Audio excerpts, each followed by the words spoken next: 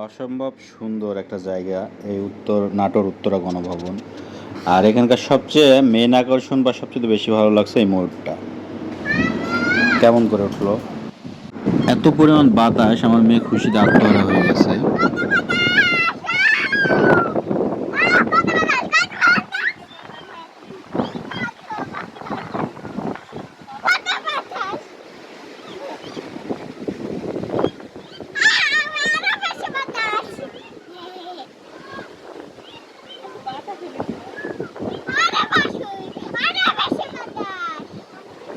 অনেক বাতাস, তাই না? তোমার ভালো লাগছে আজকে আসে? এই যে এগুলা দেখে সব ভালো লাগছে, পশু পাখি এগুলা দেখে সব ভালো লাগছে তোমার? হ্যাঁ, অনেকগুলো খরগোশ ছিল, কিন্তু জায়গা ছোট মনে হওয়ার কারণে খরগোশগুলো অনেক নোংরা হয়েছিল। সাদা সুন্দর খরগোশ। ওরকমই বাবা, ছোট ছোট যে কলা।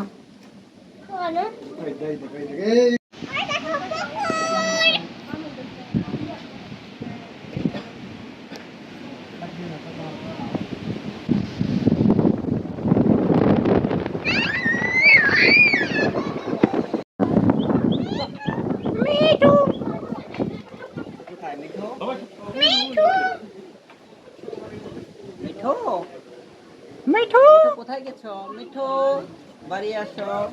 মিঠু। অনেকগুলো হরিণ ছিল, আর হরিণগুলো একেবারে মানুষের কাছে চলে আসছিল, আর পাশের ঘাস তুলে নিয়ে এসে সবাই খাওয়াচ্ছিল। খুবই ভালো লাগছিল, এই দৃশ্যটা ছিল অসাধারণ একটা দৃশ্য। আমি এবং আমার মেয়ে একটু পোজ দিয়ে মডেলিং করার চেষ্টা করলাম, একটু ভিডিও করলাম। আসলে মেয়ের আনন্দটাই সবচেয়ে বড় কিছু। এখানে আবার মেয়ের মার মেয়ে একটু স্টাইল করতে চাইছিল, মেয়েকে একটু ভিডিও করলাম সুন্দর করে। মেয়ে অনেক খুশি হয়েছে এই দিনটাই।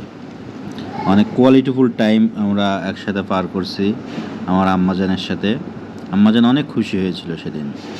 আর মেয়ের মা তো বাতাসে খুশিতে আত্মহারা মনে হচ্ছে বাতাসে উড়ে চলে যাবে। এই যে পোজ দিচ্ছে একটু ভিডিও করার জন্যে।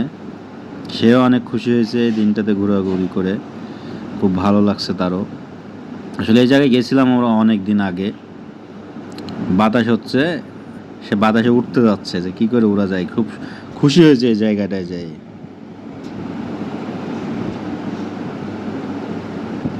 পোজ দিচ্ছে, পোজ, এটাকে বলে পোজ দেওয়া। এই যে আমরা পুকুর পাড়ে বসেছিলাম, একটু সময় কাটালাম। আমার মেয়েটা যে এত খুশি হয়েছে সেটা বলে শেষ করা যাবে না সেই দিনটাই।